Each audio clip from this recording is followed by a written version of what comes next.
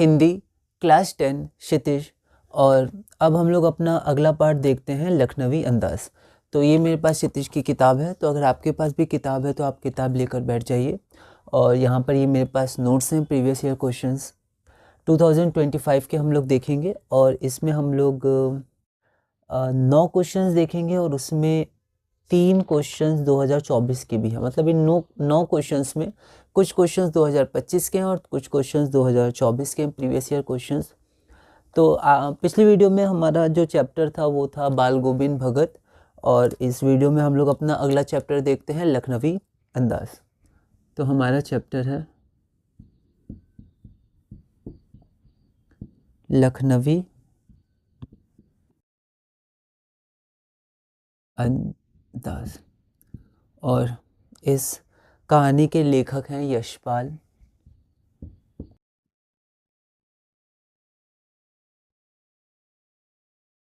तो सबसे पहले हम लोग एक रिवीजन कर लेते हैं, है ना, बहुत ही शॉर्ट में। आप इसकी एक एक लाइन ज़रूर पढ़िएगा, है ना, और क्या क्या इसमें हुआ है और घटनाक्रम जितना हो सके आप उसका ध्यान रखिएगा। तो हम लोग शुरू करते हैं। तो यहाँ पर एक पैसेंजर ट्रेन थी, ठीक है, और उसमें जो लेखक है यशपाल वो लिखते हैं।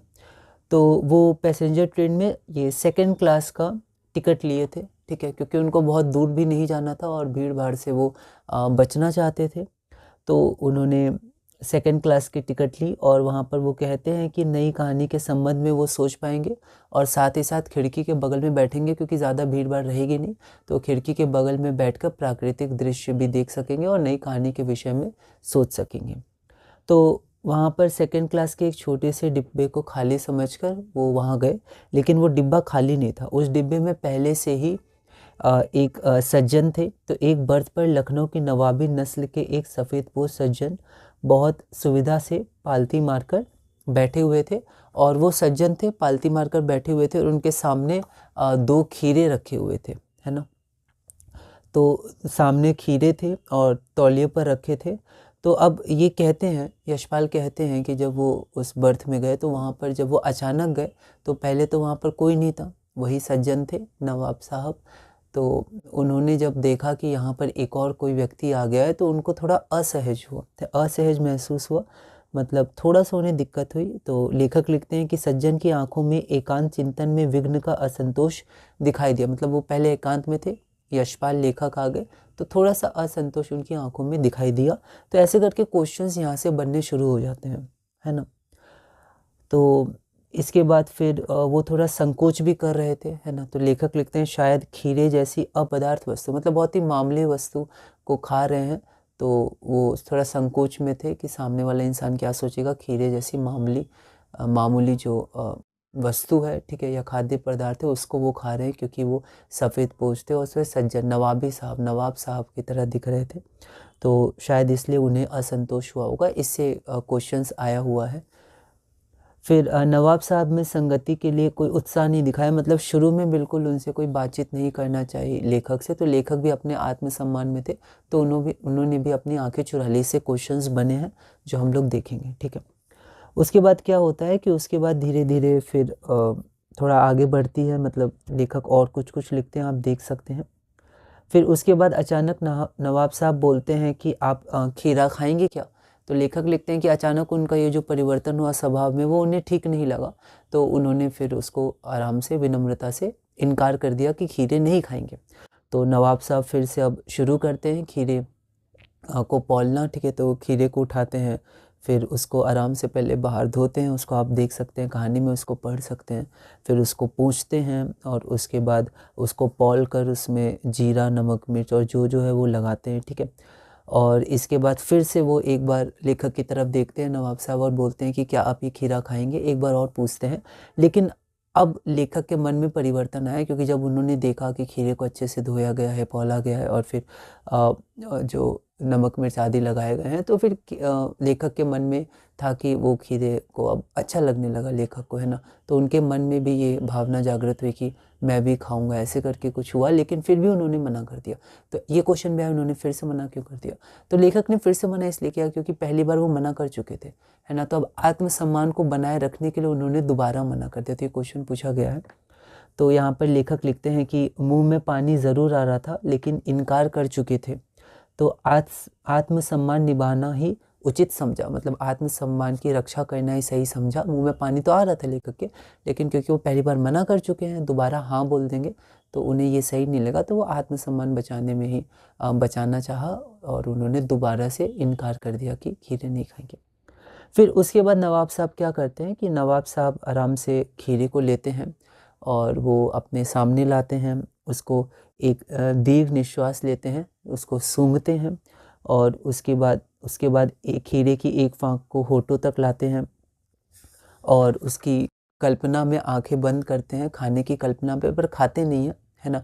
और कल्पना में आँख बंद करके खाने की कल्पना करते हैं और उसके बाद मुंह में पानी का घूंट उतर आए तो उस घूंट को पीते हैं और फिर खीरे को धीरे से बाहर फेंक देते हैं, बाहर छोड़ देते हैं खिड़की के बाहर।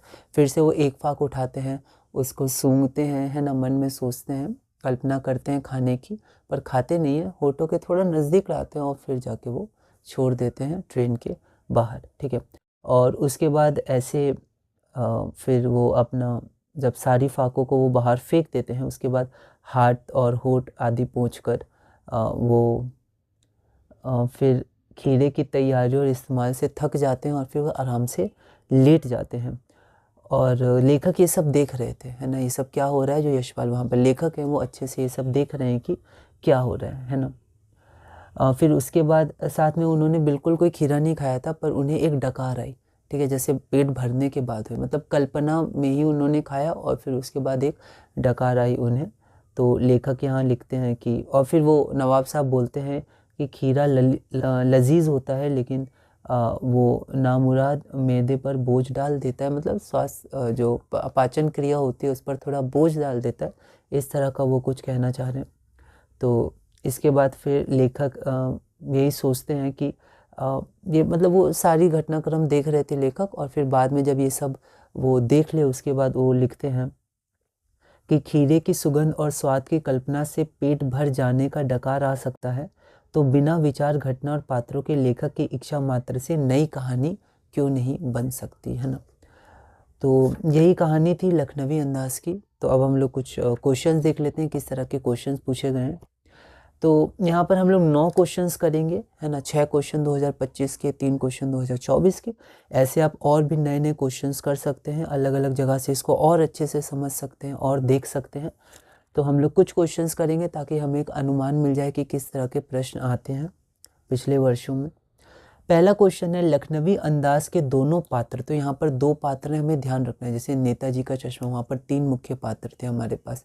एक तो हालदार साहब थे, उसके बाद हमारे पास कैप्टन थे और उसके बाद पान वाला, ये 3। वैसे ही बाल गोविंद भगत अगर हम लोग देखें तो उसमें मुख्य पात्र कौन कौन थे, तो एक तो बाल गोविंद भगत थे और उनके परिवार में एक उनका बेटा था और पतोहू थी, और साथ में लेखक जो लिख रहे थे, है ना। और यहाँ पर जो हमारे पास अगला पार्ट है लखनवी अंदाज, इसमें 2 मुख्य पात्र, पहले पात्र तो लेखक ही हो गए, है ना, और दूसरे नवाब साहब हो गए, ठीक है। तो यहाँ पर जो जिक्र किया गया है लखनवी अंदाज के दोनों पात्र नवाबी संस्कृति के प्रतिनिधि हैं, मतलब यहाँ पर दोनों पात्र कौन हो गए, नवाब साहब और जो लेखक है वो। तो लखनवी अंदाज के दोनों पात्र नवाबी संस्कृति के प्रतिनिधि हैं, उदाहरण सहित सिद्ध कीजिए। तो यहाँ पर जो नवाबी संस्कृति है, तो नवाब साहब है, उनका तो नाम ही नवाब साहब से उनको ही बुलाया गया पूरे पाठ में, तो वो तो नवाबी संस्कृति के हैं। लेकिन जो लेखक हैं वो भी नवाबी संस्कृति के प्रतिनिधि हैं, मतलब उनमें भी नवाबी संस्कृति है। तो ये नवाबी संस्कृति क्या है जो पाठ के अनुसार है, तो वो क्या है, एक तरह से दिखावा है ना, दिखावे में विश्वास या झूठा आत्मसम्मान जो है। और आप भाषा में भी देख सकते हैं, अगर आप पाठ भी पढ़िएगा तो भाषा भी दोनों की एक जैसी थी, नवाबी जो भाषा का प्रयोग करते हैं। तो यहाँ पर हमें 2, जैसे 2025 में 2 मार्क्स का क्वेश्चन है तो हम कम से कम 2 बिंदु लिखने हैं। तो यहाँ पर क्वेश्चन है लखनवी अंदाज के दोनों पात्र नवाबी संस्कृति के प्रतिनिधि थे, उदाहरण सहित लिखिए। तो नवाबी संस्कृति, नवाबी संस्कृति, तो नवाबी संस्कृति के प्रतिनिधि थे दोनों ही पात्र, नवाब साहब और लेखक दोनों। इसको हमें उदाहरण सहित लिखना है। तो मैंने पहले थोड़ा सा क्वेश्चन से लिख लिया ताकि हम लोग शुरू कर पाएँ। दोनों पात्र नवाबी संस्कृति के प्रतिनिधि। तो पहला क्या है, झूठा आत्मसम्मान। मतलब दोनों पात्र अपना आत्मसम्मान बचाने के लिए थे, है ना। तो एक झूठा आत्मसम्मान हम इसको कह सकते हैं। जैसे नवाब द्वारा संगति के लिए उत्साह नहीं दिखाया गया एवं लेखक ने भी आत्मसम्मान में आंखें चुरा ली। ठीक है, तो जब अचानक कोई नया व्यक्ति आया, जैसे लेखक आए, तो फिर जो नवाब साहब थे उन्हें लगा कि ये विघ्न है ना। मतलब वो जो आराम से थे तो वहाँ पर उनको विघ्न सा लगा, है ना। तो उन्होंने बिल्कुल भी उत्साह नहीं दिखाया बात करने के लिए। और साथ ही लेखक ने भी अपने आत्मसम्मान में, कि उन्होंने बात शुरुआत नहीं की तो लेखक ने भी शुरुआत नहीं की, तो लेखक ने भी आत्मसम्मान में अपनी आंखें चुरा ली। दूसरा, दिखावे में विश्वास, है ना। हम देख सकते हैं कई कई जगह वहाँ पर दिखावा हुआ था लेखक और नवाब साहब की ओर से।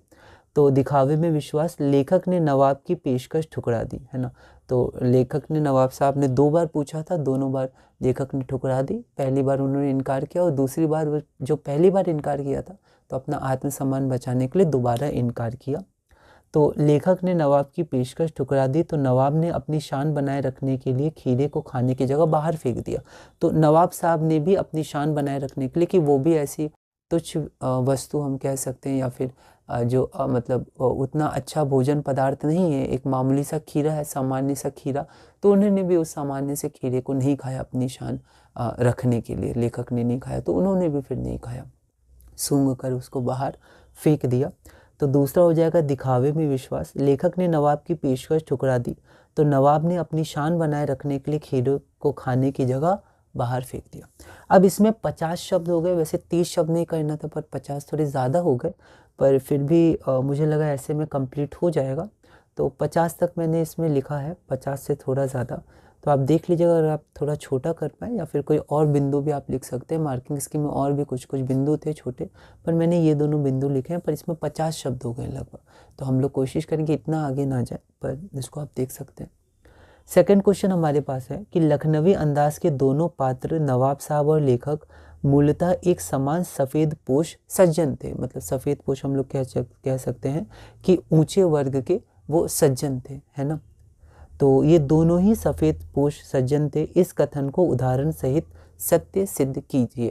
ठीक है, तो ये पहला आंसर हम लोग लिख सकते हैं कि दोनों में एक तरह से दिखावे में विश्वास था और एक झूठा आत्मसम्मान को बचाना चाह रहे थे, है ना। तो ये जो दूसरा क्वेश्चन वो पहले क्वेश्चन से मिलता जुलता है, आप देख सकते हैं। इसको मैं PDF फ्लैश में एक बार दिखा दूंगा तो आप देख सकते हैं। तो पहला क्वेश्चन था लखनवी अंदाज के दोनों पात्र नवाबी संस्कृति के प्रतिनिधि थे, और दूसरा क्वेश्चन भी मिलता जुलता है कि लखनवी अंदाज के दोनों पात्र नवाब साहब और लेखक मूलतः एक समान सफ़ेद पोश सज्जन है। इस कथन को उदाहरण सहित सत्य सिद्ध कीजिए। तीसरे प्रश्न की ओर हम लोग चलते हैं कि लखनवी अंदाज पाठ नवाबी संस्कृति की परतों को खोलकर रख देता है, कैसे? सोदाहरण समझाइए। साउदाहरण उदाहरण के साथ समझाइए। तो ये जो नवाबी संस्कृति है उसकी परतों को खोलता है, ठीक है, कि उसमें कितना दिखावा है ना, झूठा आत्मसम्मान आदि जो यहाँ पर घटनाक्रम हुए हैं पाठ में। तो वो जो नवाबी संस्कृति है उसकी परतों को खोलता है, तो उदाहरण सहित आप इसे समझाइए। तो क्वेश्चन हमारे पास तीसरा है 2025 2 मार्क्स का, कि लखनवी अंदाज पाठ नवाबी संस्कृति की परतों को खोलकर रख देता है, कैसे? सोदाहरण समझाइए। तो देखते हैं।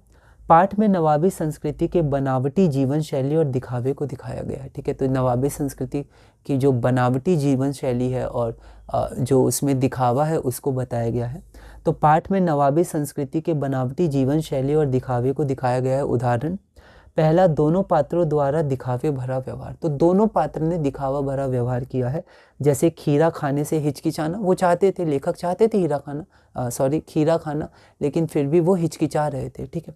तो खीरा खाने से हिचकिचाना एवं खीरे को फेंक देना, ये नवाब साहब के लिए, कि उन्होंने भी अपनी शान बनाए रखने के लिए, कि वो भी ऐसा सामान्य मामूली वस्तु नहीं खाएंगे, तो उन्होंने खीरे को सूंघ कर ही फेंक दिया अपनी शान को बनाए रखने के लिए।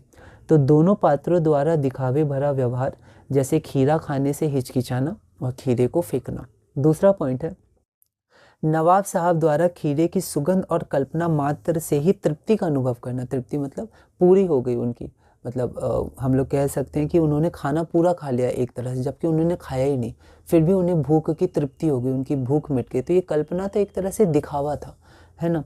तो नवाब द्वारा खीरे की सुगंध और कल्पना मात्र से ही तृप्ति का अनुभव करना, तो ये भी दिखा हुआ था, तो हम लोग इसको भी लिख सकते हैं। तो अब हम लोग चलते हैं अपने अगले प्रश्न में, प्रश्न नंबर 4।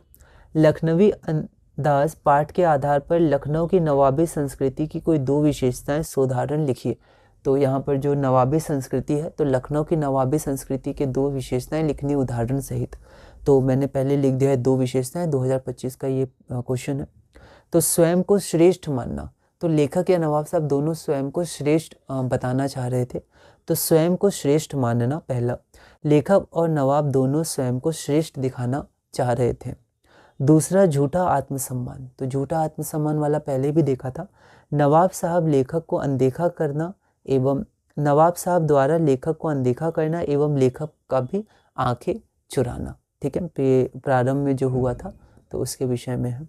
तो हम लोग अगले प्रश्न की तरफ चलते हैं। लखनवी अंदाज पाठ के आधार पर लिखिए कि लेखक का नवाब साहब के प्रति आरंभ से लेकर अंत तक जो व्यवहार था वो अकड़ से भरा हुआ क्यों था। प्रारंभ से अंत तक 2025 के क्वेश्चन है।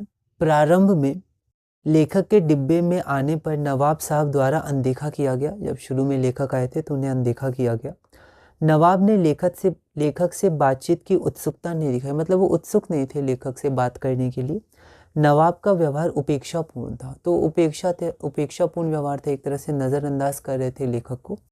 इसी कारण लेखक का नवाब के प्रति व्यवहार अकड़ से भरा हुआ था। तो शुरू से अंत तक उनका एक जो व्यवहार था वो अकड़ से भरा हुआ था। अंत में भी जब उन्होंने खीरे को मतलब सामने लाकर फिर छोड़ दिया, तो वहाँ भी लेखक को लगा कि वो ऐसा क्यों कर रहे हैं, उसके बारे में फिर वो सोचने लगे, है ना। तो यहाँ पर जो शुरू से अंत तक का जो व्यवहार था नवाब साहब का, उसके कारण जो लेखक का व्यवहार था वो क्या था, अकड़ से भरा हुआ था, ठीक है। तो 25 से 30 शब्द है, तो प्रारंभ की कुछ घटना को मैंने लिखा है, मार्किंग स्कीम के अनुसार मैंने कोशिश की है इसको बनाने की। अगला क्वेश्चन हमारे पास है, ताज़े खीरे की फाकों को देखकर लेखक के मुंह में पानी आ रहा था, फिर भी उन्होंने नवाब साहब के खीरा खाने का आग्रह ठुकरा दिया। हमने देखा लेखक के ऐसे व्यवहार का क्या कारण था 2025, क्योंकि तो ऐसे करके क्वेश्चंस आते हैं बीच बीच में, जो अलग अलग घटनाएं हुई हैं किसी पाठ में, उन सब से मिला जुलाकर क्वेश्चंस आते हैं, तो हमें बहुत ही सावधान रहना है। तो 2025 का ये क्वेश्चन था 25 से 30 शब्द का। तो लेखक ने पहली बार नवाब साहब द्वारा किए गए आग्रह को ठुकरा दिया था। जब पहली बार पूछा था नवाब साहब ने, तो लेखक ने पहली बार नवाब साहब द्वारा किए गए आग्रह को ठुकरा दिया था।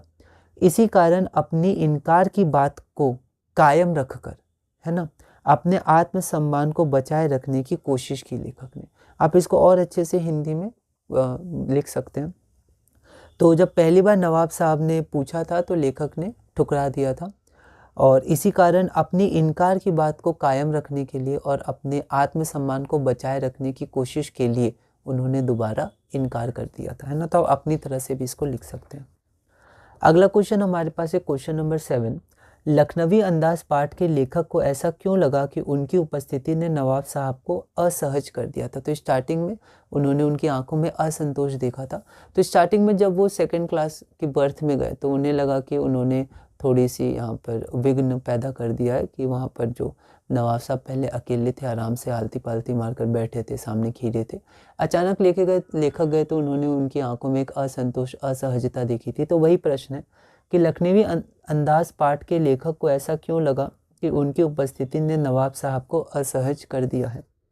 तो लेखक जब डिब्बे के अंदर आए तो उन्होंने नवाब साहब की आंखों में असंतोष देखा। नवाब साहब की आंखों में उन्होंने असंतोष देखा।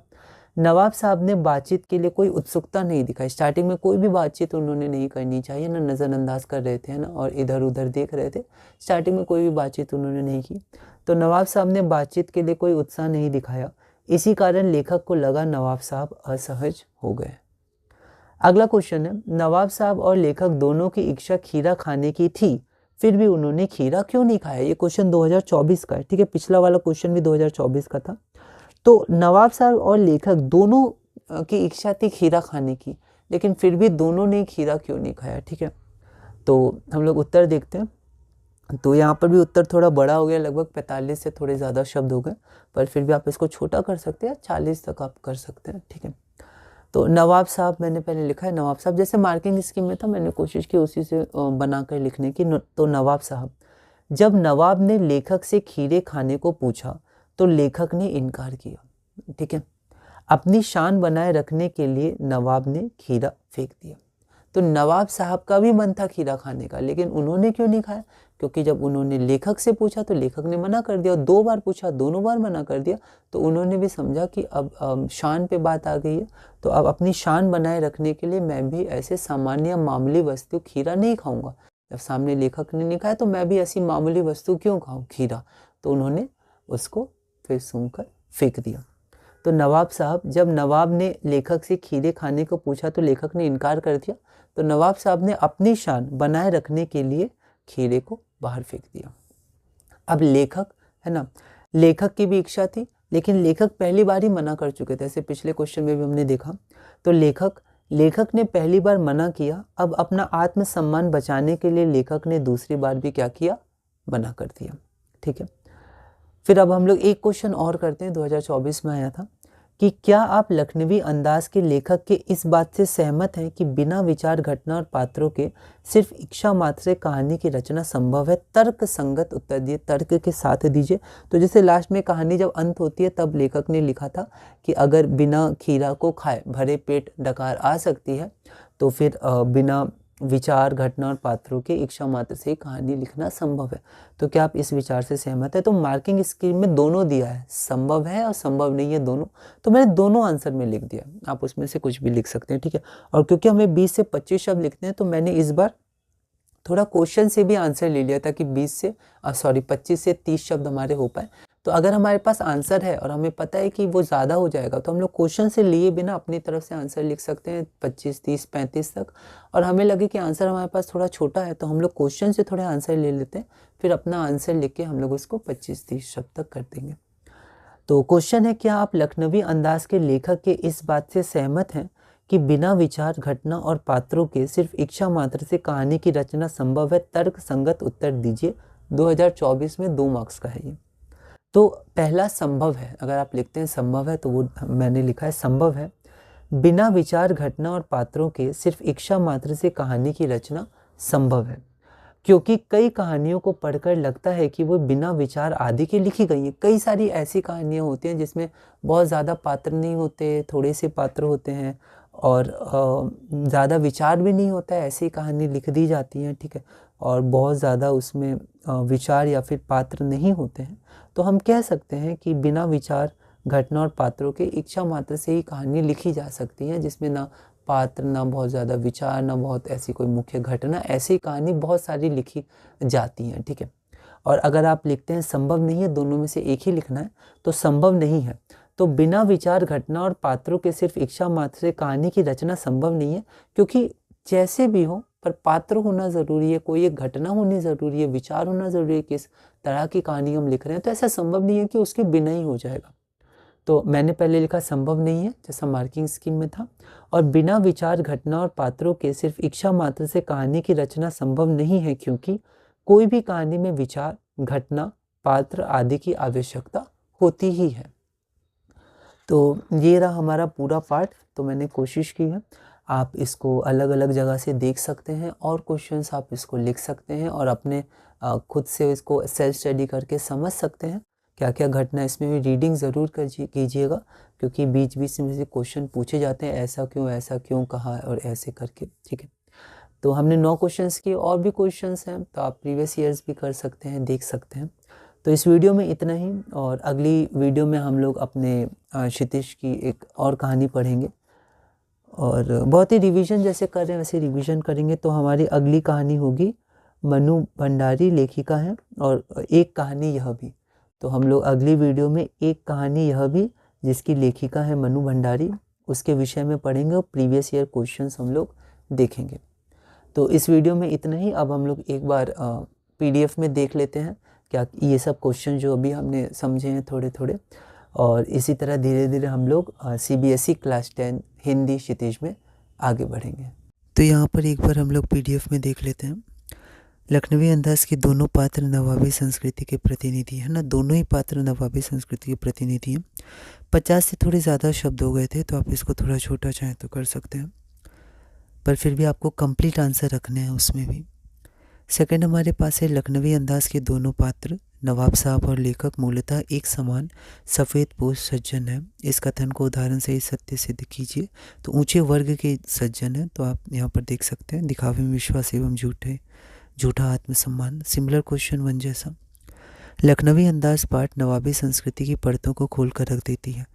कैसे?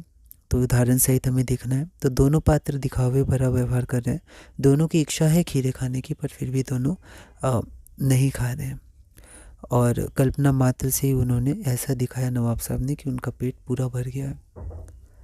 लखनवी अंदाज पाठ के आधार पर लखनऊ की नवाबी संस्कृति की कोई दो विशेषता लिखें। तो स्वयं को श्रेष्ठ मानना एवं झूठा आत्मसम्मान। मार्किंग स्कीम अगर आपके पास है तो उसमें और भी कुछ पॉइंट्स लिखे रहते हैं, पर 2 मार्क्स का है तो हम लोग जनरली 2 पॉइंट उसमें लिखे रहते हैं, 2 उपयुक्त बिंदु।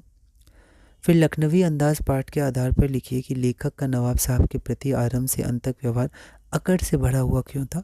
तो शुरू से अंत तक लेखक ने जब नवाब साहब को देखा तो प्रारंभ में उन्होंने नवाब साहब ने लेखक को अनदेखा किया, कोई बातचीत की उत्सुकता नहीं दिखाई, और अंत तक एक उपेक्षापूर्ण व्यवहार जैसा था, है ना। फिर उसके बाद हम लोग आगे चलते हैं। ताज़े खीरे की फाँकों को देखकर लेखक के मुंह में पानी आ रहा था, फिर भी उन्होंने नवाब साहब के खीरे खाने का आग्रह ठुकरा दिया। तो ये दूसरी बात की बात है, तो उनके मुंह में पानी आ रहा था। शुरू में तो ऐसे ही पूछा था उनसे, फिर जब पहली बार मना किया था फिर उन्होंने खीरे को धोना, पोंछना, पौलना और नमक मिर्च जीरा आदि लगाना शुरू किया था। तो उसके बाद लेखक के मुंह में पानी आया था। तो ये जो मुंह में पानी आ रहा था तो ये दूसरी बात की बात हो रही है। थोड़ा बहुत इसके लिए आपको कहानी थोड़ा ध्यान रखनी है। तो ये दूसरी बार उन्होंने आग्रह क्यों ठुकरा दिया खीरे खाने का आग्रह, क्योंकि वो पहली बार मना कर चुके थे लेखक, तो उन्होंने सोचा कि आत्मसम्मान को बचाए रखना ही उचित होगा। अगला है कि लखनवी अंदाज पाठ के लेखक को ऐसा क्यों लगा कि उनकी उपस्थिति ने नवाब साहब को असहज कर दिया। तो इस स्टार्टिंग की बात हो रही है ना। फिर नवाब साहब और लेखक दोनों की इच्छा खीरा खाने की थी, फिर भी उन्होंने खीरा क्यों नहीं खाया। तो नवाब साहब ने जब 2 बार लेखक से पूछा, लेखक ने दोनों बार ठुकरा दिया, तो उनकी आत्मसम्मान पे बात आ गई, शान पे बात आ गई। तो शान को बनाए रखने के लिए उन्होंने भी कहा कि मतलब जैसे कि ये मामूली खीरा फिर मैं भी नहीं खाऊंगा, मामूली खीरा है। तो उन्होंने ऐसा दिखावा किया और फिर उसके बाद कल्पना मात्र से ही खा के उसको बाहर फेंक दिया। और लेखक ने पहली बार मना कर दिया था, तो दूसरी बार आत्मसम्मान को बचाने के लिए दूसरी बार भी मना कर दिया। क्या आप लखनवी अंदाज के लेखक के इस बात से सहमत हैं कि बिना विचार घटना और पात्रों के सिर्फ इच्छा मात्र से कहानी की रचना संभव है? तर्कसंगत उत्तर दीजिए। तो मार्किंग स्कीम में दोनों लिखा हुआ था, दोनों पक्ष लिखे थे, आपको दोनों में से कोई एक ही लिखना है। तो या तो आप लिखिएगा संभव है, तो थोड़ी सी मैंने जो आंसर है वो क्वेश्चन से ले लिया है, क्योंकि 25 से 30 शब्द हमें लिखना था लगभग। तो कई कहानियों को पढ़कर ऐसा लगता है कि वो बिना विचार कोई मुख्य घटनाक्रम आदि के लिखी गई हैं। या अगर आप लिखना चाहें संभव नहीं है तो थोड़ा सा क्वेश्चन से आंसर लिख के, क्योंकि कोई भी कहानी में विचार घटना पात्र आदि तो होते ही हैं, है ना, किसी में ज़्यादा किसी में कम आदि। तो इस तरह से हमने 9 क्वेश्चन किए, है ना, और भी इसके बहुत सारे क्वेश्चंस होते हैं, अलग अलग तरह से 26 में क्वेश्चंस आ सकते हैं। हमें प्रैक्टिस करनी है, प्रीवियस ईयर्स का ध्यान देना। हम देख रहे हैं कि 24 में 25 में भी क्वेश्चंस कई तरह से सिमिलर हैं, अलग अलग भी हैं, पर सिमिलर क्वेश्चंस भी हैं। तो हमें कहानी का एक समरी जैसा हमें ध्यान रखना है। तो इस वीडियो में इतना ही। अगली वीडियो में हम लोग अपनी अगली कहानी देखेंगे, एक कहानी यह भी जिसकी लेखिका मनु भंडारी हैं। और इसी तरह धीरे धीरे CBSE क्लास 10 हिंदी क्षितिज में आगे बढ़ेंगे।